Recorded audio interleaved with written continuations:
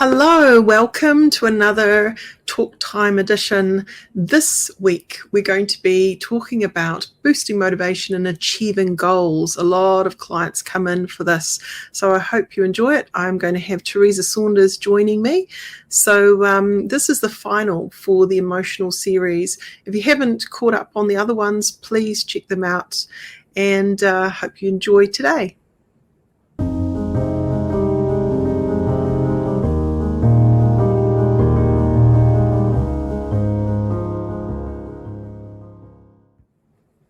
Hi Meredith. Hi everybody. It's been emotional. It's the final one on the emotional series.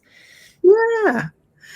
When we're kind of looking at that idea of boosting motivation and achieving goals, my thought on that is a lot of people do get scared about failing.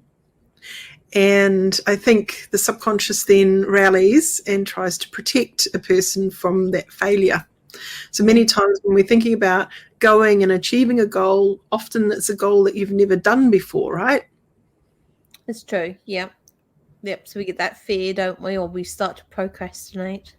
And this is where the way our mindset works is crucial. So if we're imagining distress, we're going to talk ourselves out of it and we're going to procrastinate.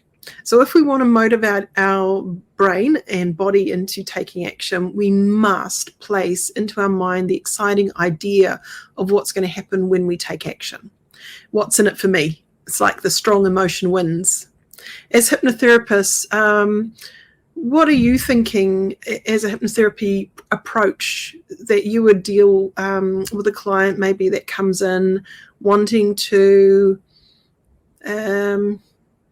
maybe get their driver's license and they're really sort of worried about that, and maybe they're in a situation where they're avoiding even getting in the car. So what might your approach be if someone came to you like that, Teresa? I think really, first of all, I'd have a look at, their reasons for getting that driver's license. Do they actually really want to get the driver's license, or is somebody else, like their parents, pushing them to get that driver's license? Because sometimes we can find that lack of motivation is because it's something that we don't necessarily want for ourselves, but we feel that we need to do it because it's being forced upon us to say something. So I'd be looking at that reasonings, but I wouldn't be ruling necessarily that out. I'd be also asking if they do go for their driver's license, what benefits, what gains would they actually personally achieve by going and getting their driver's license? That would be my starting points. Yeah, because brilliant. Secondary gain of avoidance. We need to look at what's going on here. If I don't get my independence, and I might stop feeling like I'm being supported, my parents aren't going to drop me off and pick me up anymore, and little things like that. It could be as small as that, where that's the one love language they get from their parents is knowing that they'll still rally and pick you up and drop you off and do things. And maybe that's that one-on-one connection time, that communication time you might have with your parents while you're in the car driving from A to B.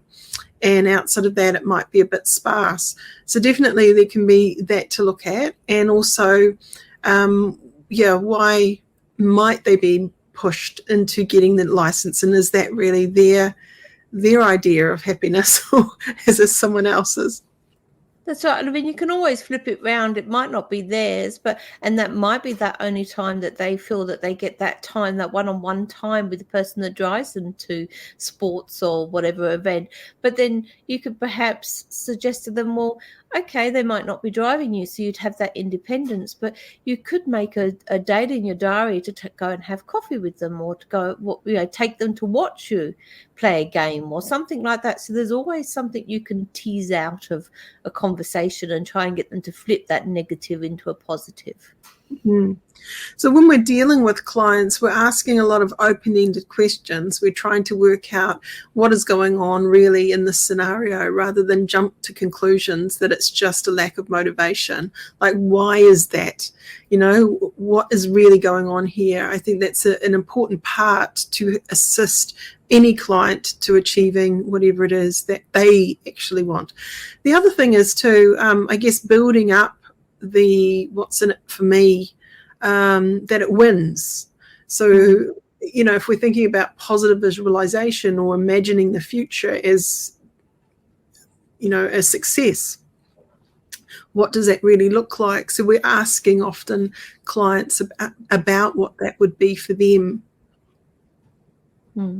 That's right. And like you're saying, don't assume what it's going to be like, because our idea of getting a driver's license, like for me, I lived really rural, so I had to walk everywhere, and a lot of places were out of walking distance. So it was a real benefit for me to actually gain my driver's license.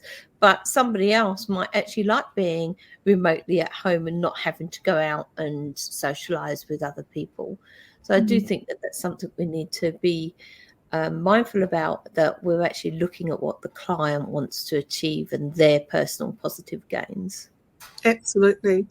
I think another part, when we're looking at hypno coaching, let's say you're coaching a person through something and there's a series of steps between where they are and where they want to be.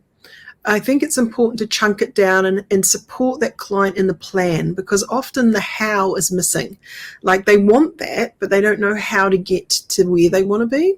So this is where the brainstorming space is really important, I think, as part of a clinical session. What are your thoughts on that, Teresa? Definitely. I think, again, there's a lot of this thing that everything's done under hypnosis when you come to a hypnotherapy session, and people don't really understand, or it's not clear to them, that a lot of the work is actually done outside of, you know, the trance state as such. I won't say outside of the hypnosis, because you can go into hypnosis in very many forms, as one would know if you've studied hypnotherapy. But outside that clinical approach of, now, you know, you're going deeper and deeper into trance. And there's a lot of value of actually unpacking and exploring what benefits would actually have to gaining that driver's license in this instance. Yeah. So when we're looking at a personal goal, let's say the subject of somewhere, someone's wanting to achieve a new business goal. So they're becoming self-employed, they've never been self-employed, and there's a lot of steps into what they might need to do to establish their business. And that can feel really overwhelming, but also they obviously want it.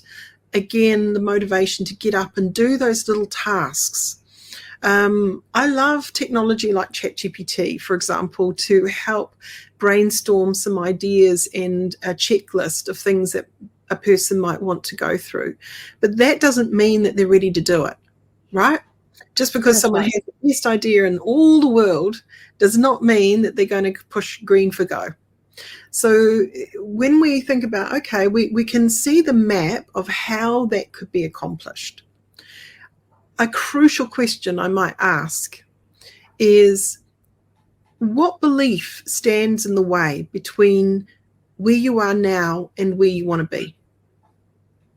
This is important to ask that kind of thing, because if you don't ask that question, then that belief stays hidden and you don't deal with it. What are your ways of maybe exploring someone's limiting beliefs in that scenario that might help, if they were to dissolve it, move forward and take action then? Similar way, I would ask them questions. Okay, so maybe they've been thinking about this, starting up a business for a wee while. You know, so why have you not taken that next step? What's prevented you from doing that? It could be like this confidence. They lack confidence of perhaps going out and asking other people, because that's another way that you can get some ideas of how to set up something and get your motivation, is speaking with others that have done that in the past, that perhaps you aspire to. Or we don't know everything, so you might want to sort of find out how was the best way you set up your business, what did you do, what pitfalls did you have, and that sort of thing. And it can feel very overwhelming. So it's unpacking the reasons why they prevent that forwards, and trying to look at those beliefs, and then flipping those beliefs, and okay, if you continue to on this belief, it's not going to actually happen, is it?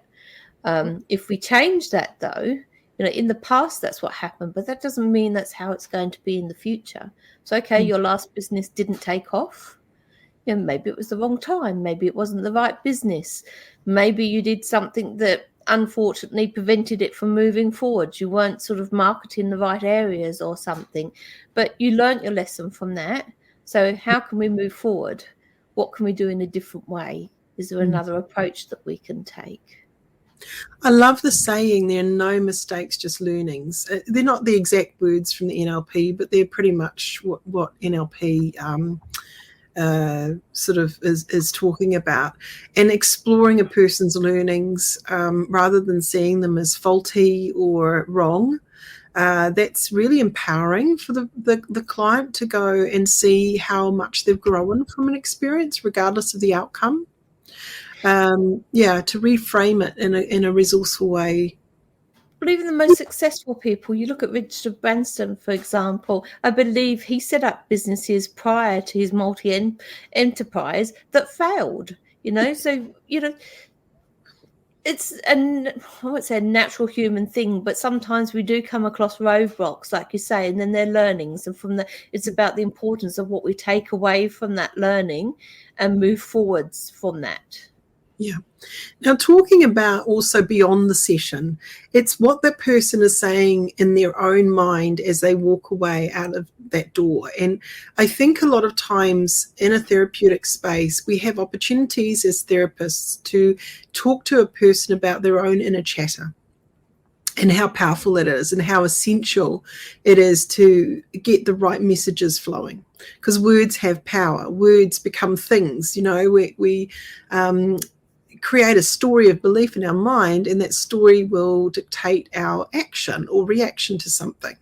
So if we want to boost that motivation and feel like we can take that step, on the inside, we also need to have our own inner cheerleader going on. We need to go, yeah, I can do this. It's going to be easy. It's going to be amazing. So that hypnotic position and those words that you want to build need to be echoed in the client's mind as well. So well beyond the session, there is really good opportunity to utilize certain power words that we can implant. So one comes to mind is that it is simply the word yes. And it's the way you say yes. It's an excited yes. And it could be, yes, I'm ready, or yes, go. It could be just that simple, but we're priming it. So in a hypnotic journey, we can definitely get a client to imagine dress rehearsing their own inner mind, reinforcing those key power words that then switches them into action. What are your thoughts on that one, Teresa? Oh, definitely. You've got to think it, feel it, hear it, see it, build it big, make it a big picture, bright and bold and happy, your future going forward. You've really got to imagine it and create it.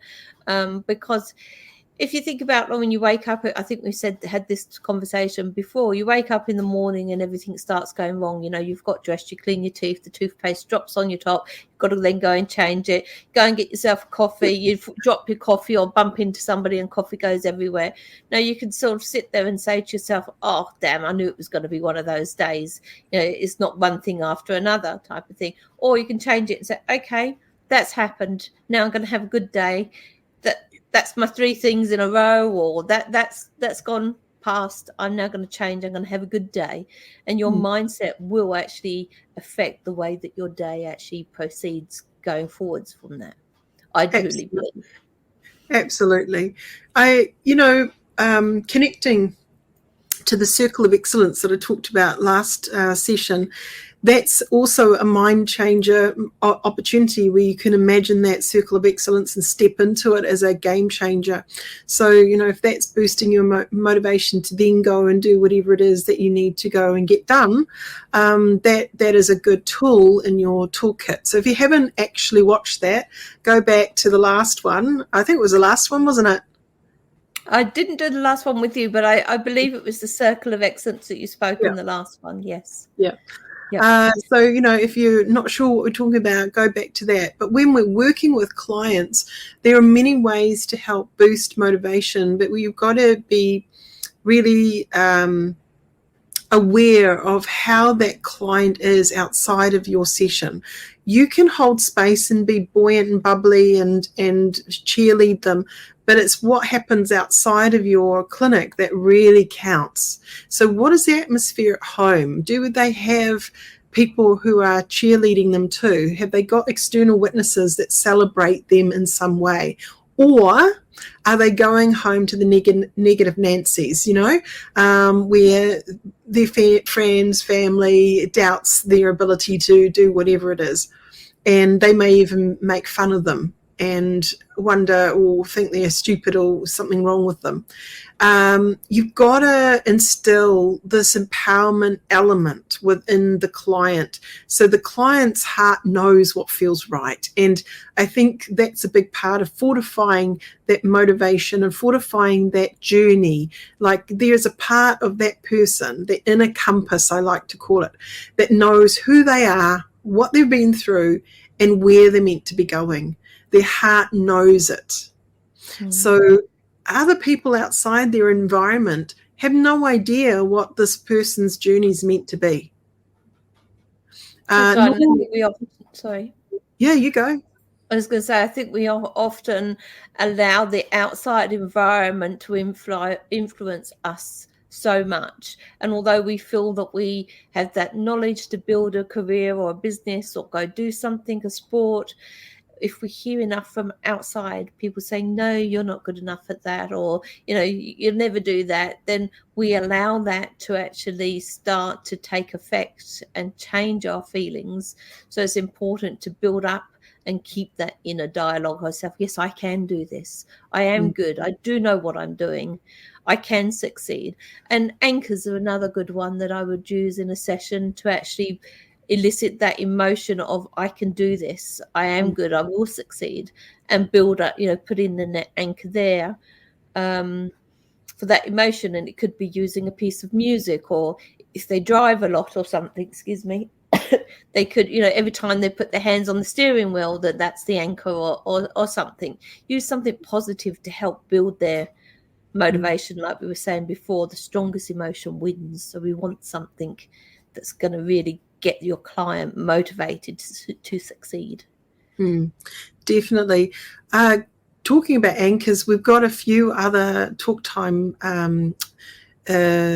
sessions that we've done covering anchors. So if you're not sure about what that is or how to go about it, definitely look back at some of our past ones and you'll find the anchors in there. So you might find that interesting. If you have any questions too about what anchors are or anything else that we've been talking about, please, pop a comment and we would love to talk to that.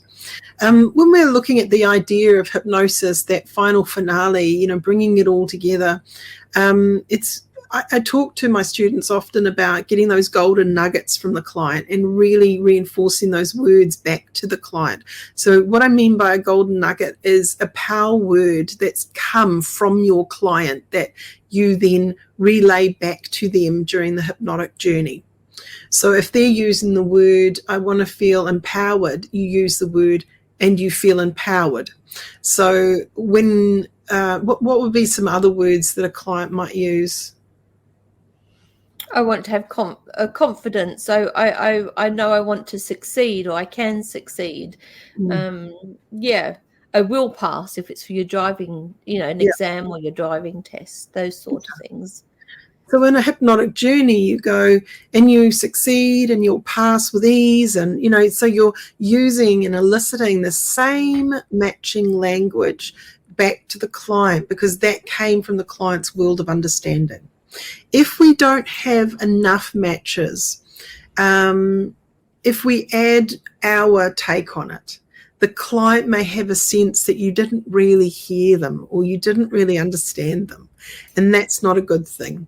So this is where scripts can be problematic because they're very narrow in their use of vocabulary. It's very generalized. So when we're going beyond scripts and we're using client-centric or client-centered language that matches the client's needs within that journey, that can be amazing for the client. Definitely, for sure, using their language. I mean, there's no point speaking to somebody that's extremely intellectual and use really long words and stuff like that, and then talking, as if they don't, and using a different type of language skill and vice versa, because you just lose the rapport with people. Yeah. Actually, talking about that, often we're using a lot of different ways of storytelling with children. So when children come in seeking help, obviously they don't have that huge vocabulary and they don't have this huge knowledge bank yet about how the world works. So quite often telling stories can be extremely useful. I'll bring in actually an example of a client that I've been working with. I've seen this person twice, and I will say it's a he, okay? So I've seen this boy twice. He's 12 years old and he has had problems with wetting the bed, okay? So this is quite common. A lot of people out into adulthood still have issues with wetting the bed. So it's not completely abnormal. This is just sometimes people have this. They can sleep so deeply and so well that they don't wake up and have that sensation. So anyway, this has obviously been disturbing him, and I got a number of emails before he arrived saying how embarrassed he felt and he wasn't sure whether he could talk about it. So not once have we actually talked directly about the bedwetting, but we've talked about how magical his mind is and how the mind works and the amygdala, and how we can show our mind what we want and our mind can turn up and then run that program. And so I've talked about strategies of how the mind works and how he can be his own master hypnotist. So I'm giving him the power back, because at the moment he's been dealing with this powerlessness. Right, he's got this motivation and he's got this goal of not wetting the bed, and the motivation, it makes him feel embarrassed and he can't go to sleepovers and, things, normal things that other kids his age enjoy. He's not in that place yet. So anyway, the first session, we didn't mention why he was there other than really empowering him. And you could see the light bulbs going on, and you could see him really drinking up that understanding. But I used things like examples of people who had a goal, and at first they might not have always got there, but because they persisted, they got there in the end. And this is a big part of metaphors, storytelling that strengthens the ego. And so we must implant this in children's minds. Children love stories, and they can make it fit their own, even if it's not to do directly. So it's called, can you remember what it's called? The what, sorry? Superstructure metaphor. And what's that? Deep structured metaphor? So when we're looking at that, it means it's not always directly related to actually the story, but the client will make it make sense. Okay, so we talked about Jo Lawn and how once she is an amazing Ironman woman. Anyway, she won 3 years running in the Ironman women's division, and then this 1 year, it was really, really rainy, and she got a puncture, and because it was so slippy, she found it really hard. She lost time on changing her tire, and she came second that year. And instead of sort of standing there getting too angry, what she did automatically was think about what she's going to do differently next year. So automatically she's in the winner's mindset. She's not looking at that as a fail. Yeah, it was disappointing on one level, but it's not the end of the world. And I think she came back and won it again the next year. So, very determined human. When we're dealing with examples like that, these are inspirational to children, okay? So not only to children, to big kids like us. It doesn't matter how old you are. I think a good story, it sort of sticks in your mind. And stories help to create concepts. And that concept then can be copied and pasted. What are your thoughts on using metaphor, deep structured metaphor and surface structure for your clients? Definitely, like you say, you wanting them to have a way that's going to understand and work for them when you're actually having your session with your client. And metaphors are a really good way listening to the story, because the last thing somebody that hasn't got motivation or is lacking self-confidence wants is to feel the power again slipping away from them. So if you use it in a story, you can do that without them actually feeling powerless, and then by the end hopefully feeling that they're empowered by listening to that story, and they'll take away from what they need from that. Yeah. So what was lovely is the second visit that he came in, there'd been some positive change. It wasn't consistent yet, but there was some positive change. But of course, he hadn't told me what those change was. He just said, no, things are getting better. And I was like, great, we're on track. So ego strengthening. It's not going to be one-hit wonders. I think this is something I want to hammer home. Therapists, please, just because a client and you have done some amazing work does not mean that it's all fixed in one. Sometimes, yes, it's amazing when that happens. But please don't assume that you're saying, ta-ra, and that's it, and they're all good to go. Have a follow-up. See how they actually are. Please do that for the client's sake, because the client may not have quite got exactly to where they want to be, and they still need that support, and that's okay, and that's part of your position as a therapist. So when we're kind of looking at that idea of moving forward, I like to get to that point with a client where we can celebrate the success, and then we know we're done. And that might be 3 sessions, that might be 6 sessions. It's not about how quick or long it takes. It's about that human being on their journey and their ability to turn up and make those little shifts and changes. Now, talking about goals like weight loss, and we were talking a bit about that the other day, I think, around long-term versus short-term weight loss. Obviously, for some people, it might take a whole year or more to get to their desired goal.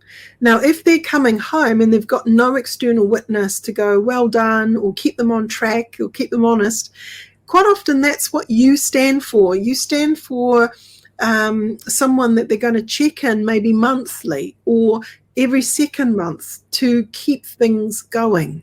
Because long-term motivation, it does need an environment of support that's bigger than just the person. So please, if that person's introverted or they don't have a big fanfare around them, and you might be the only person that gets to really witness their celebration, what they've done well, be that person. Don't be so ego focused that you think, oh no, I don't want to over therapize them. They are all right. We've done the work. They should be fine. No, actually, when it comes to things like weight loss or health journeys, sometimes they are a little longer. And I think it's therapeutically sensitive to let the client guide you in how they want to use you. Definitely. This is where we get packages, so one size fits all. What are your, thoughts on packages versus just doing what that client needs? I have some packages, but they're not packages for so many sessions of hypnotherapy to be able to fix. It would be in other modalities that I do as well. So it would be a holistic approach, a body, mind, spirit, or body, mind, soul approach. Because again, I don't like sort of estimating how many sessions it's going to take to work with somebody. Yeah. They can be good, I think, in some aspects, but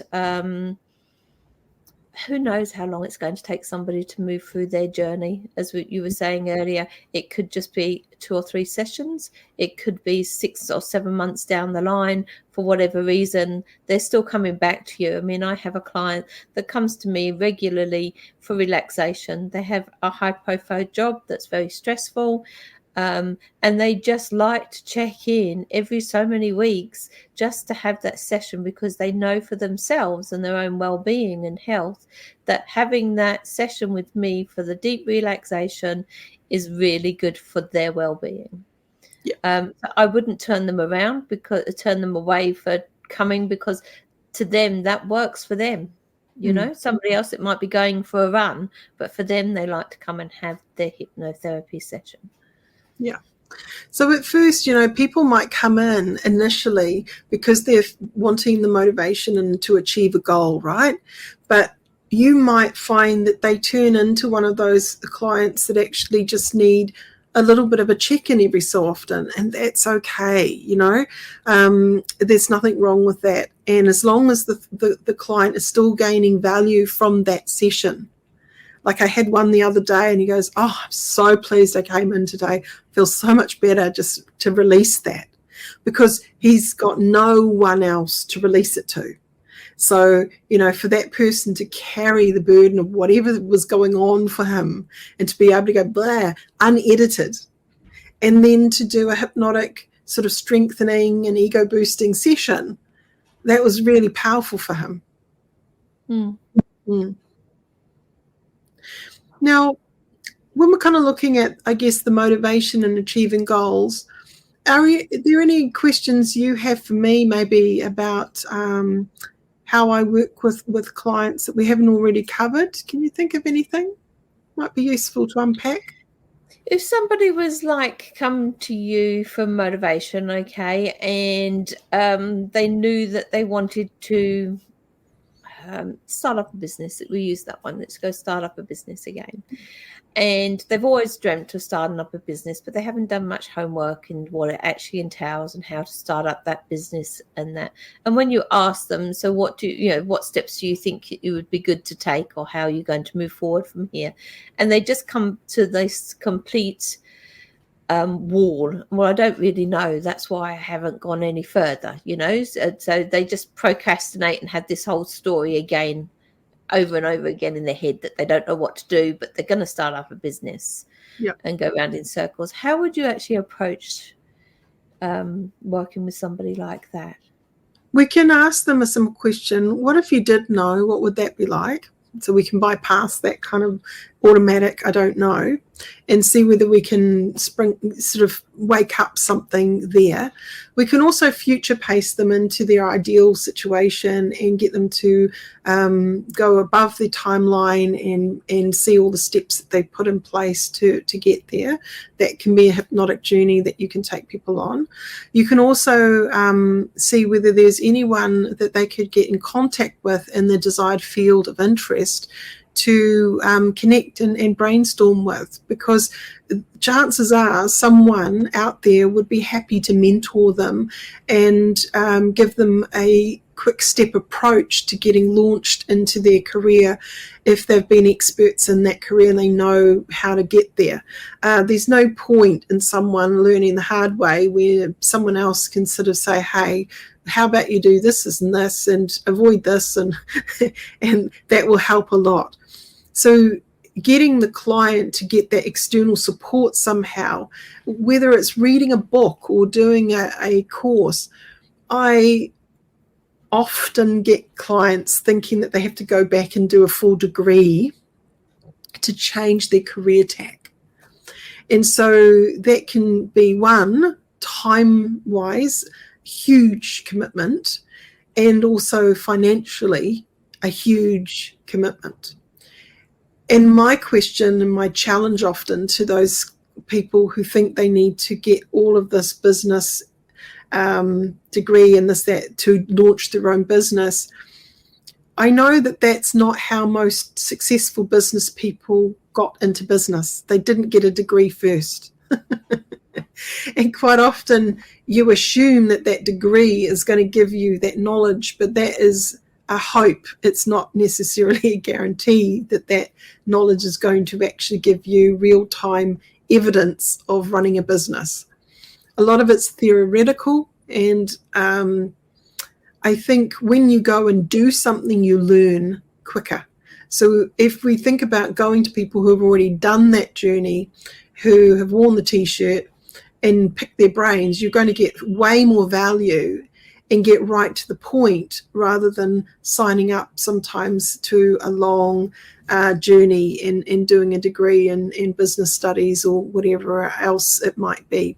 Not to say that's not great for some people, sure, but if you're going to be self-employed, there are quicker ways to get into that than doing a full business degree. I don't know what your thoughts are on that, but that's where I stand, and I would challenge some of my clients who are procrastinating potentially and wanting to have more and more and more degrees to get to wherever they need to get to.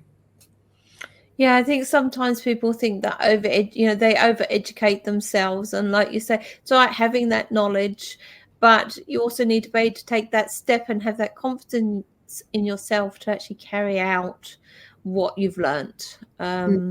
And that's where often a lot of people need that motivation. Look, you've done this course, you do know that stuff, you have learnt it. It is safe to take that next step and make your practice work. If you're not, what are you unsure about? Okay, well, let's find somebody that knows that's done that path and see how they actually moved forward on that. Does that sound like a good idea to you? And sort of work on it that way, because I do think often lacking motivation can mean that people feel that they're not qualified enough, but that's not always the case. It's just they're too scared to take that step forward.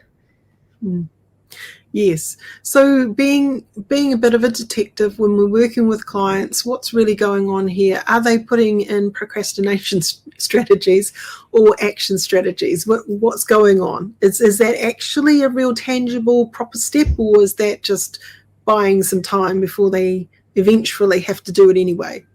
So find that out, because that can be really brilliant. I want to share something that happened the other day. I had this guy, and he had chronic headaches, migraines, and he wasn't able to work anymore. So he left his job because he wasn't functioning, and he thought, I'm probably going to have to take at least 6 months before I can even contemplate getting back into work, and I'll let my body heal and so on.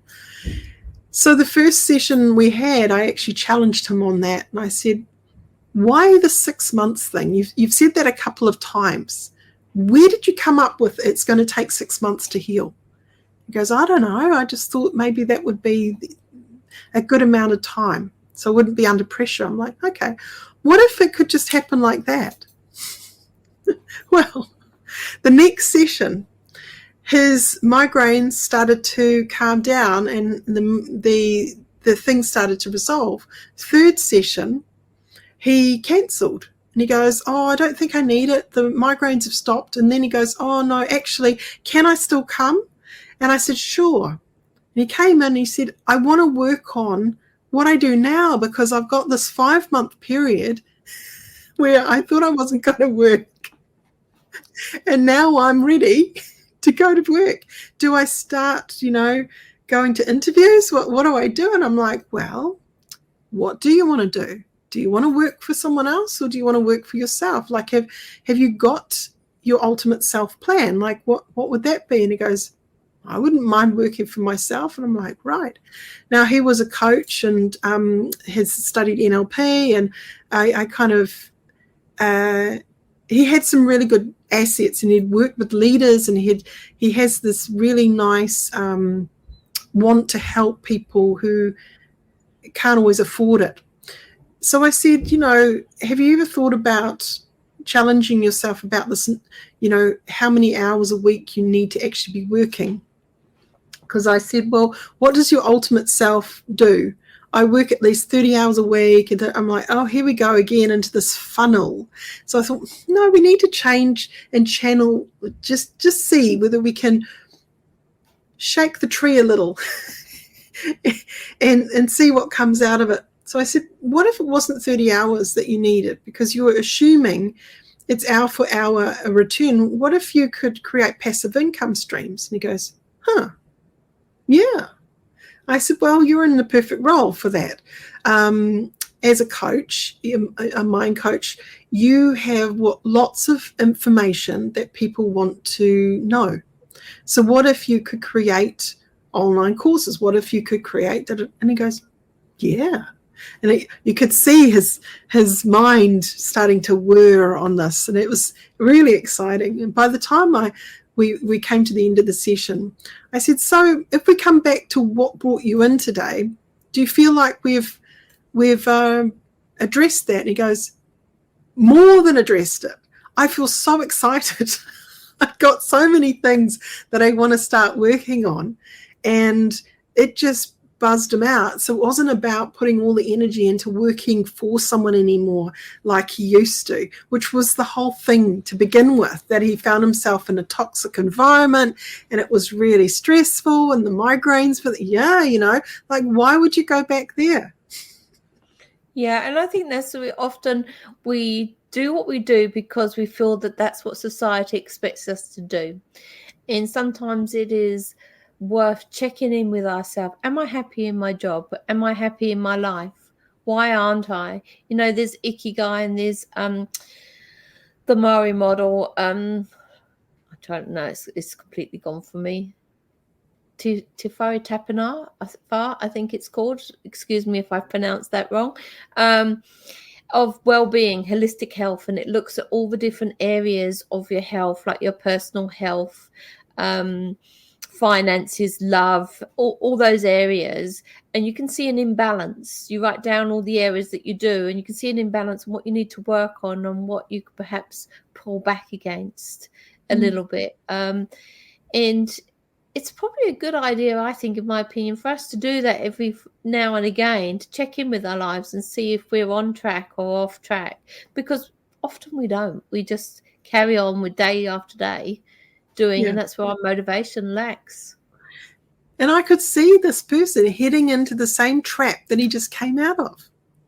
I'm like, not on my watch. We're going to ask you a few other questions here and really get him thinking outside the box a bit and going, well, if you're going to put in energy for the next 5 months, what if it was to build up passive income so you don't have to even think about working 30 hours, and that you can do philanthropic things with people that you really care about that otherwise wouldn't be able to afford you?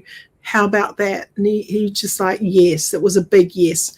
And so when we hit that target, this has not come from my head. It's come from the understanding of what he shared with me already, and the potential that I could see that he was potentially not seeing in himself yet. So my question to him, do you want to work for someone else, or have you thought about working for yourself? And what if it wasn't a 9-to-5 kind of thing, like the Industrial Revolution has kind of created in our mindset, hour for hour, what if we could create passive income where that keeps ticking over and we can use our time for better things? What would that be like? Mm-hmm. So for those that are out there, seeking for, I guess, their happy place, their place and space in the world, becoming a hypnotherapist or a coach of sorts, is very rewarding because you get to see transformation every day. This is what we do. We help people to move from not feeling that motivation to achieving those goals, and not only doing it, but in record time often. we can really amplify how quickly that journey can be for that person when they can see the how steps. And again, I hope that answered the question, because I know I went off on that tangent, but did that answer that question? It that did you answer the question. Yep. Excellent. So on that note, we're going to be finishing the emotional series with this one, but we're going to be launching a whole new series next week. So stay tuned. If you haven't already, like and subscribe and push that notification bell, because YouTube likes to know that you are interested in this. And if you are interested in what we have to say and you want to know and be notified, that's the easiest way to do it. We also want to shout out and get the knowledge out there to more and more people. So to subscribe means so much to me, so much for Teresa. We're wanting to build the school, we're wanting to build the knowledge bank that we're creating here on the YouTube and other channels that we pump it out to. So look, that is that. And if you want to find out more about becoming a clinical hypnotherapist, check out the website www.nzach.ac.nz. And you can drop us a line if you've got a question. We'd love to talk to that. So, Teresa, anything else that you'd like to add before we finish here? You just said it. I was going to say, and if you've got a question, if you want to remain anonymous, then you can contact us through the school website if you don't want to put a comment in. But we'd love to hear what you'd like us to talk about. Or if you've got any questions for us. We want this to be interactive. We want to involve you. We want to build people's knowledge and get more hypnotherapists out there in the community to help others. Here's an idea that just popped into my head. If any of you out there would like to do a live session on YouTube. Oh, yeah, I guess we can do that, can we? No. Yeah, why not? So, I mean, it might not be live, but if you'd like to be someone who comes on board and we can go through and do a journey with you and you don't mind everyone watching, then let me know. I'm happy to do that and journey you through whatever it is that you want help with, okay?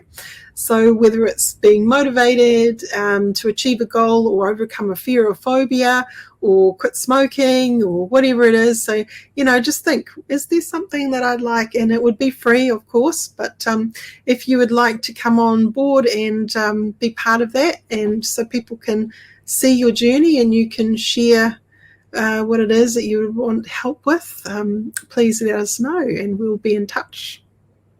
Okay, it sounds good. So come on, people, comment, get in touch with us, like, subscribe and share, get our word out there, and we look forward to seeing you all next week. Thank you, Teresa, for coming along again. And ta-ta for now. Bye.